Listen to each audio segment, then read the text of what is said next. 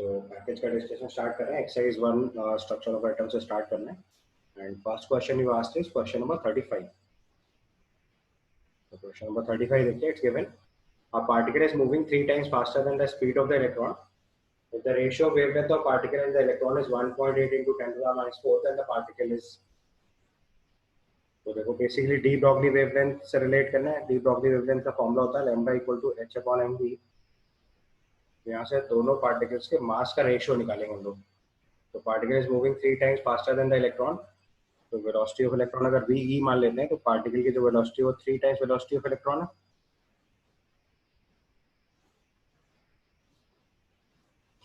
और de Broglie wavelength के case में लिखा है the ratio of the de Broglie wavelength of particle and electron. So the lambda P by lambda E लिखना है. H upon M V तो cancel हो जाए, एच तो कैंसिल हो जाएगा दोनों पार्ट से. तो रेशियो में बचेगा 1 upon M P into V P upon 1 upon M E into V. Velocity of electron mass of electron, right. इसको थोड़ा सिंप्लीफाई करें. Now look at the process. आपको वेलोसिटी का रेशियो तो गिवन है और 1 upon this lambda P upon lambda E की value given है 1.8 into 10 to the power minus 4. This is equal to mass of electron into velocity of electron upon mass of particle into velocity of particle is 3 times velocity of electron. ये term देखिए cancel हो गया. तो यहाँ से mass of particle upon mass of electron जो आ रहा है that value comes out to be 10 to the power 4 divided by 1.8 into 3. इसको पहले थोड़ा सिंप्लीफाई करिए तो आपको आइडिया लगेगा कौन से पार्टिकल की बात हो रही है. So it is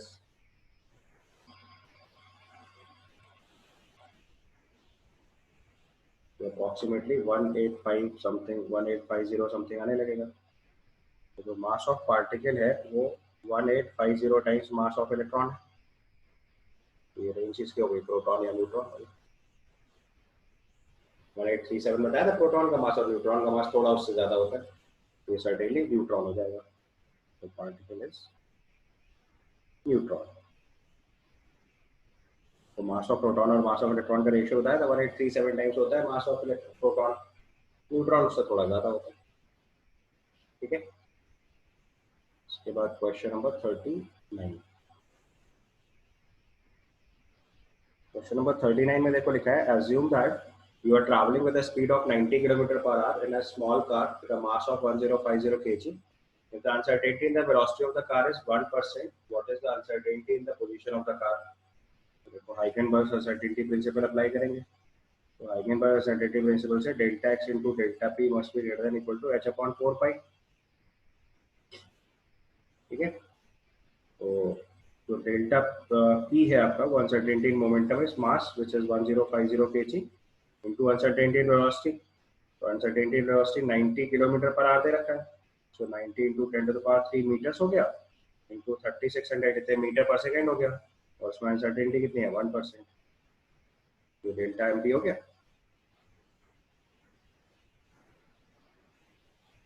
ठीक है. तो ये वैल्यू अप्रॉक्सीमेट अगर लिखेंगे तो आ जाएगा 1050 into by 4 सकते. बस इसके बाद सीधा फॉर्मूला लगा दो. uncertainty in पोजीशन पूछा है. So delta X must be greater than equal to h upon 4 pi into delta p. Value put कर दो. तो सिंप्लीफाई कर लो. ये h की वैल्यू आपको पता है Planck's constant 6.6 into 10 power minus 34 upon 4 into pi की जगह 3.14 और डेल्टा p की वैल्यू 1050 by 4. तो कैंसिल हो गया. इसको सॉल्व कर दिया. तो 1050 262.5 आ रहा है सिंप्लीफाई करने पे. सिंपली डिवाइड करना रहेगा बस अगर ध्यान से देखो तो 6.6 में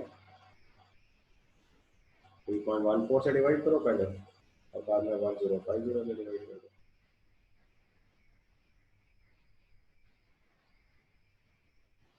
this is approximately 2 into 10 to the power minus 37 का ऑर्डर है. ठीक है. Yes. The next question you asked is 41.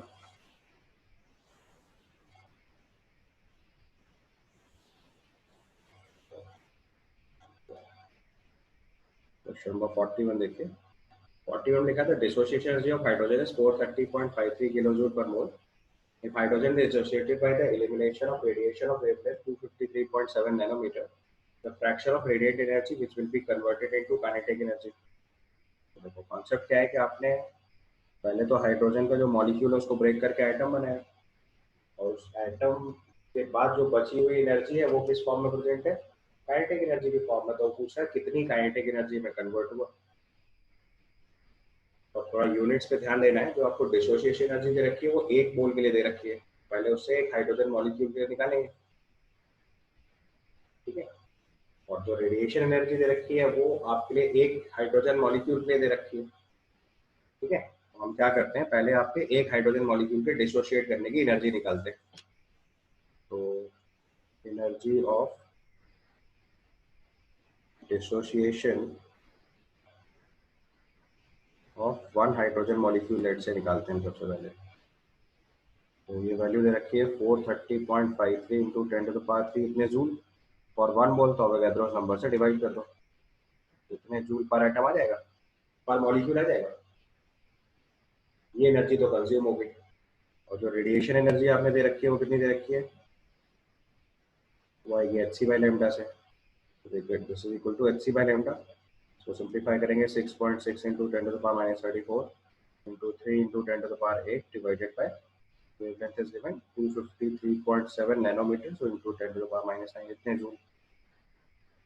तो ये एनर्जी आपने E1 प्रोवाइड करी है और ये E2 जो है वो कंज्यूम हो गई है। तो बची हुई काइनेटिक एनर्जी कितनी हुई, E1 माइनस E2।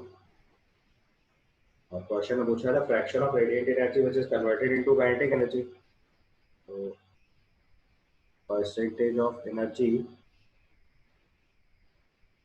converted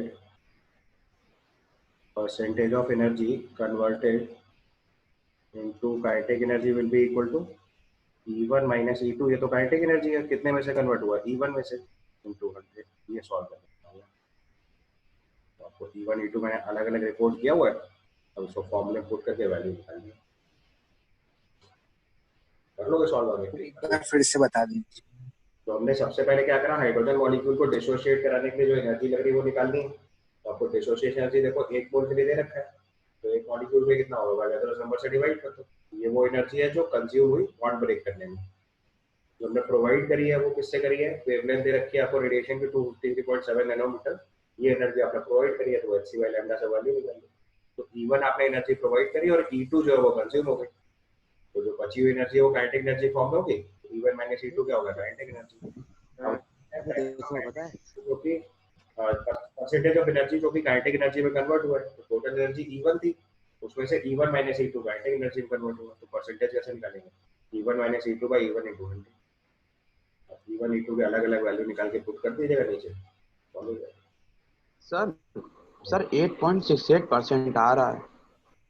हाँ उतना चलेगा, कैलकुलेशन होती है, अप्रोक्सीमेशन तो अलाउड है। ऊपर सब डेटा देखे और अप्रोक्सीमेशन भी तो लिखी ना, उतना अप्रोक्सीमेशन तो अलाउड है।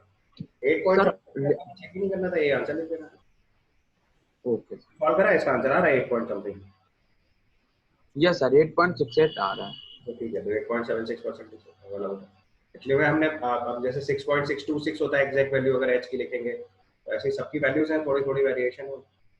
तो अगर उस नंबर पे 6.023 होता है तो उतना परसेंटेज अलाउड है, उतना एरर चलती है। 8 पॉइंट समथिंग आ गया, क्योंकि और ऑप्शन देखो ना, क्लोज टू 8 कोई है तो आगे चेक ही नहीं करना था, 8 पॉइंट समथिंग देख के आंसर लगा देना, ठीक है। उसके बाद आपने पूछा question number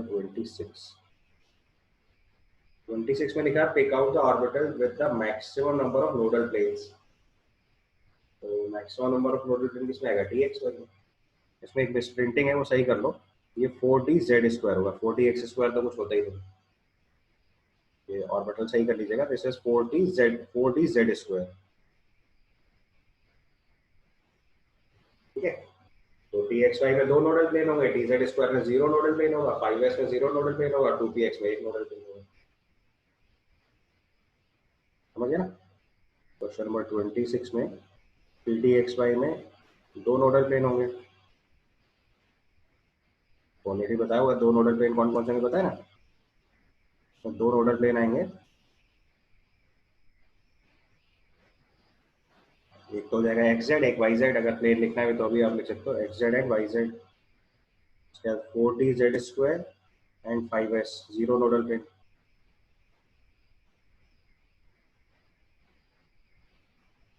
it will have zero nodal plane, क्योंकि एस में भी कोई नोडल प्लेन नहीं होता और dz² में भी कोई नोडल प्लेन नहीं होता, तो जीरो नोडल प्लेन। और 2px लिखेंगे तो इसमें एक नोडल प्लेन आएगा, that will be Y Z plane. ठीक है, क्लियर। इसके बाद next question is question number 63।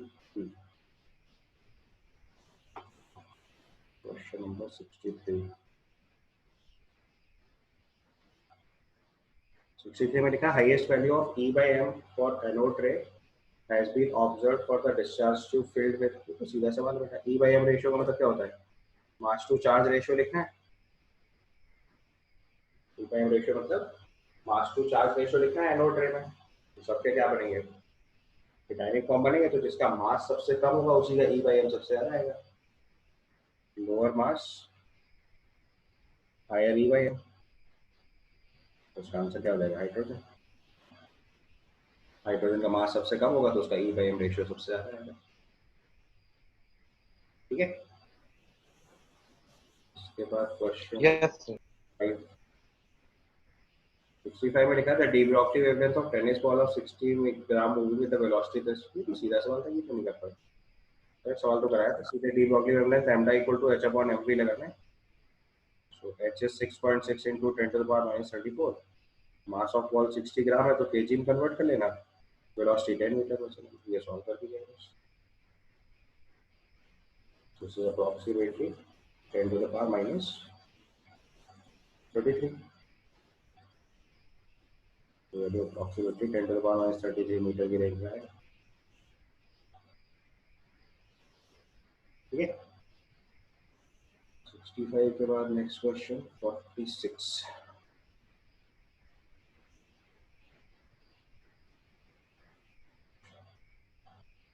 में लिखा था radiation is emitted when hydrogen atom goes from higher energy state to lower energy state. The wavelength of one line in the visible region of atomic spectrum of hydrogen is this. The energy difference between two state. Simple, आपको दोनों energy के लिए photon emitted दे रखा है, तो जो energy difference होगा वो कितना होगा, hc वाले में। तो 6.6 into 10 to the power minus 34 into 3 into 10 to the power 8 divided by 6.5 into 10 to the power minus 9, मैं जरूर सॉल्व करके बताऊंगा। ठीक है, इसके बाद क्वेश्चन नंबर 71।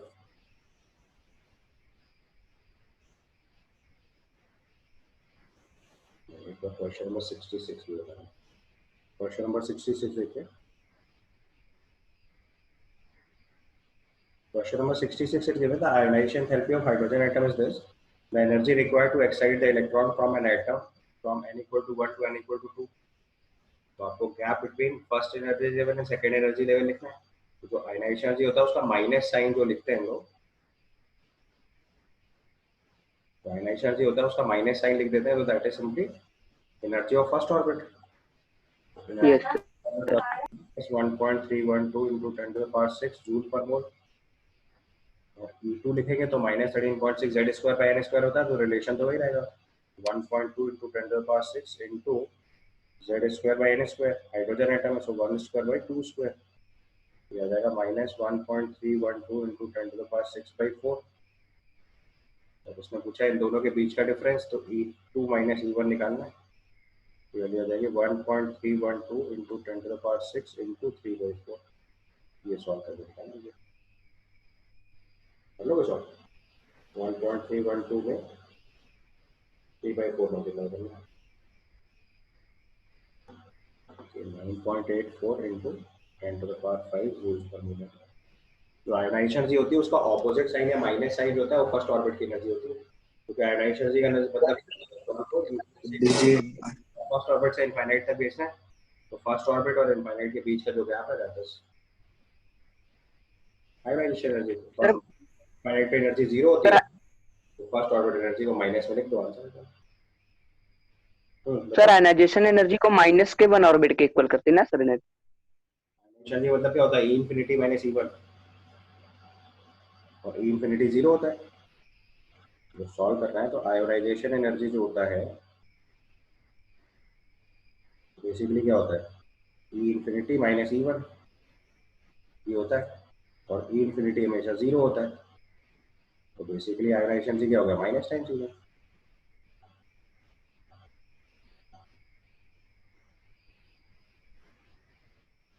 ठीक है, उसके बाद क्वेश्चन नंबर 67 लिखा है, the uncertainty in the position of the electron moving with the velocity 300 meter per second accurate up to 0.001%। तो उससे uncertainty in velocity पता चल गई, डेल्टा भी 300 मीटर पर सेकंड स्पीड है, और वो 0.001% की एरर है उसमें। ये वाली भी आ जाएगी 3 × 10⁻³ मीटर पर सेकंड, ये uncertainty in velocity हो गई। अब आगे बढ़ uncertainty इस पर लगा, तो delta x × delta v must be greater than equal to h/4πm। यहाँ से डेल्टा x निकालना 6.6 × 10⁻34 divided by 4 × 3.14 into 9.1 into 10⁻31 into 3 into 10⁻⁻। ये सॉल्व करना है, delta X must be greater than equal to 6.6 divided by 4 into 3.14 into 9.1 into 3। ये आपकी uncertainty position है, तो सॉल्व करते हैं। सर एक बार थोड़ा ऊपर स्क्रॉल कर दीजिए। मीटर अनसर्टेनिटी होगी, सॉल्व तो कर लोगे ना, 6.6 में आगे डिवाइड करते चले जाओ लाइन से। Yes sir. अब कैलकुलेटर नहीं यूज सर इसका आंसर पर ए आ रहा है। E2 के लिए बता दीजिए। कुछ भी करिएगा, कैलकुलेटर यूज नहीं करना है, इस चीज का बहुत ध्यान रखिएगा। किसी भी आंसर को निकालने में कैलकुलेटर यूज नहीं करना है, नहीं तो आईटी पेपर हमारा ऐसे ही डूब जाएगा।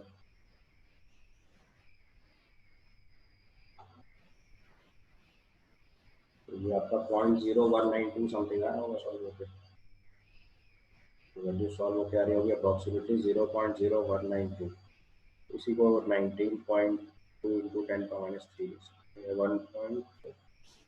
आज का आंसर सही करना होगा, इसका आंसर 1.92 × 10⁻³ आ रहा सही। एक बार कैलकुलेशन चेक करो कोई, और मेरी समझ से यही आ रहा सही बोलते।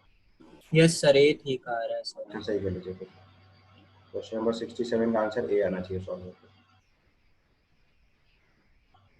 तो मैं कैलकुलेशन चेक करो कोई, और एक करो फटाफट।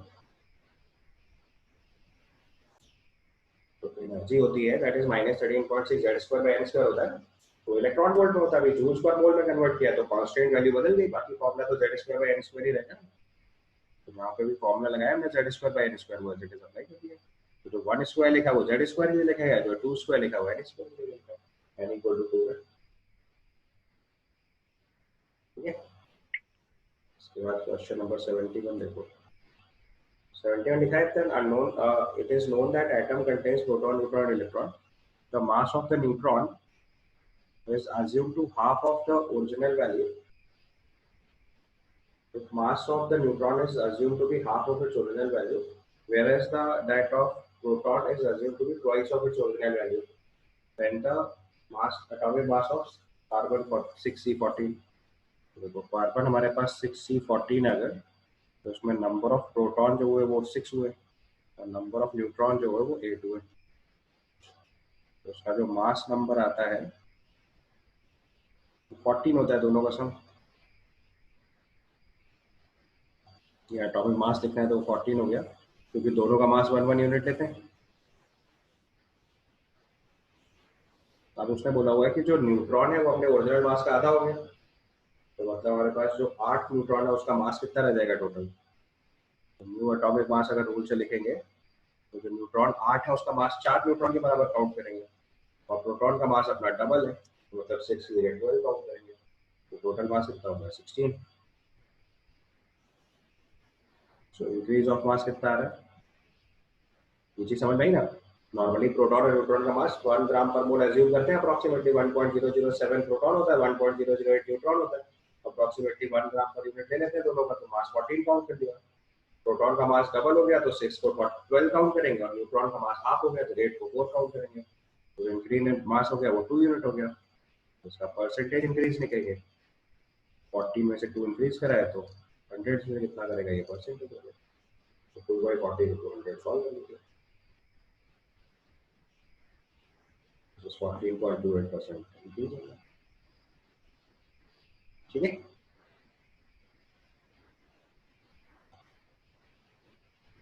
तो question number 72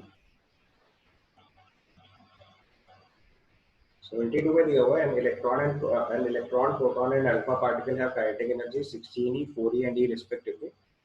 What is the qualitative order of their de Broglie wavelength?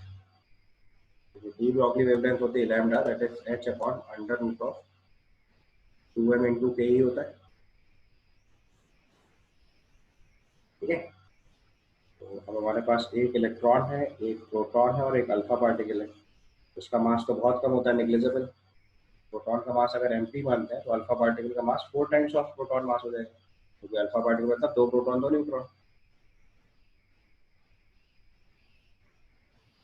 तो अगर हमने प्रोटॉन का मास mp लिखा तो अल्फा पार्टिकल का मास 4 टाइम्स ऑफ mp लिखेंगे, और इनकी काइनेटिक एनर्जीज लिखेंगे तो ये 16 दे रखा है, ये 4e दे रखा है और ये e दे रखा है। तो 2m into ke alpha particle और प्रोटॉन के लिए सेम हो गया, तो उसका मतलब de Broglie wavelength of alpha particle and proton तो सेम आ जाएगा। ये समझ आया कैसे? क्योंकि h upon under root of 2m into ke करना है, तो अगर इसका मास और काइनेटिक एनर्जी का यहाँ प्रोडक्ट लिखोगे तो ये वाले देखो 4mp into e बन रहा है, और यहाँ पे भी ये देखो 4m2 into e बन रहा है, प्रोडक्ट सेम आ रहा है, उसका मतलब दोनों की de Broglie wavelength लगभग बराबर हो जाएगी। अब जो इलेक्ट्रॉन है उसका मास बहुत कम होता है तो उसकी de Broglie wavelength बहुत ज्यादा आएगी, तो जो इलेक्ट्रॉन है उसकी de Broglie wavelength certainly alpha या पी से ज्यादा होगी। आंसर हो जाएगा lambda E greater than lambda P equal to lambda alpha. ठीक है, हो गया। इलेक्ट्रॉन का मास बहुत कम है तो सॉल्व करने की जरूरत ही नहीं है, जिसका मास बहुत कम है उसकी de Broglie wavelength सर्टेनली ज्यादा आएगी। इलेक्ट्रॉन का मास प्रोटॉन और न्यूट्रॉन या अल्फा पार्टिकल के रिस्पेक्ट में नेग्लिजिबल है। ठीक है, क्लियर है? उसके बाद क्वेश्चन नंबर 73,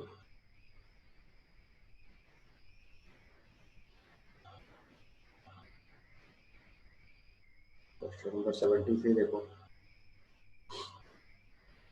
73 में लिखा है given delta H for the process Li gaseous gives Li3 plus gaseous plus 3 electron is 19800 kilojoule per mole.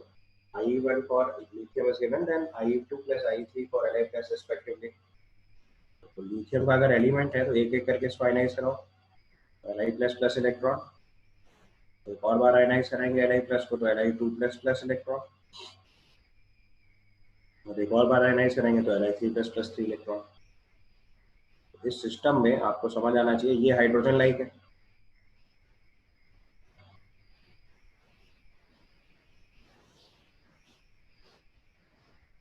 ये आपका हाइड्रोजन लाइक है। ठीक है, तो जो हाइड्रोजन लाइक है उसमें तो बोहर मॉडल लग जाएगा, या बोहर मॉडल से हम लोग उसकी आयनाइजेशन एनर्जी निकाल लेंगे, और आपको I1 और I2 रिपोर्ट करना है, और साथ में Li गैसेस से तीनों इलेक्ट्रॉन निकालने की एनर्जी दे रखी है आपको। तो ये I1 हो गया, ये I2 हो गया, ये I3 हो गया, ये वैल्यू आपको 520 दे रखी है। और अगर इन तीनों इक्वेशंस को ऐड कर दें तो ये इक्वेशन बनेगी Li gaseous gives Li3 plus gaseous plus 3 electron. ये वैल्यू आपको दे रखी है total IE1 plus IE2 plus IE3, ये वैल्यू दे रखी है 19800। ठीक है, ये वैल्यू हम लोग निकाल सकते हैं बोहर मॉडल से, क्योंकि हाइड्रोजन लाइक स्पीशीज। तो एक ही वेरिएबल बचेगा, I1 पता है, IE3 पता है और सम पता है, तो IE2 निकल आएगा। तो उसका मतलब बोहर मॉडल लगा के पहले IE3 निकालना है। तो IE3 की वैल्यू अगर निकालेंगे तो ये आता है -13.6 into Z square by N square electron volt per atom, और आपको इसको फाइनली कन्वर्ट करना है किलो जूल पर मोल में। ठीक है, और आयनाइजेशन एनर्जी है तो इसमें minus of first order energy लिख देते हैं, ये वैल्यू प्लस में लिख लेंगे। इतना समझ गए? ये वैल्यू सॉल्व होकर कितनी आएगी 122.4 I think.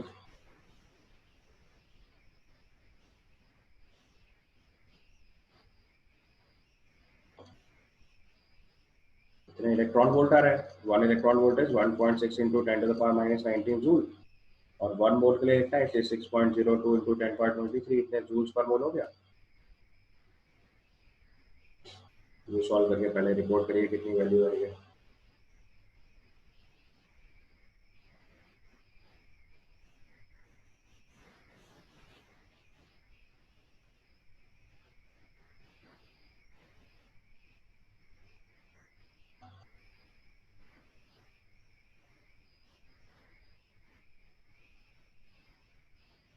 ये 11775 किलो जूल पर बोला जा रहा है. पहले को पहले सॉल्व करते हैं. अच्छा, एक बार IE3 आ गया तो IE2 निकालने के लिए क्या करेंगे? 19800 माइनस 11775 माइनस 520, ये वैल्यू आपकी IE2 आ गई. तो यार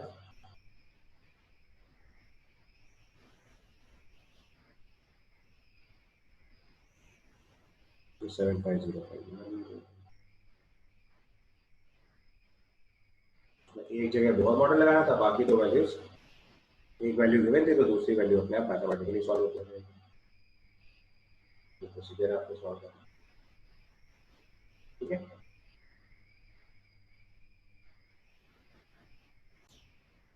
क्वेश्चन नंबर 73 में करेक्शन कर लेना है. हमने को IE3 और IE2 पूछना चाहिए था. IE1 तो गिवन है क्वेश्चन में.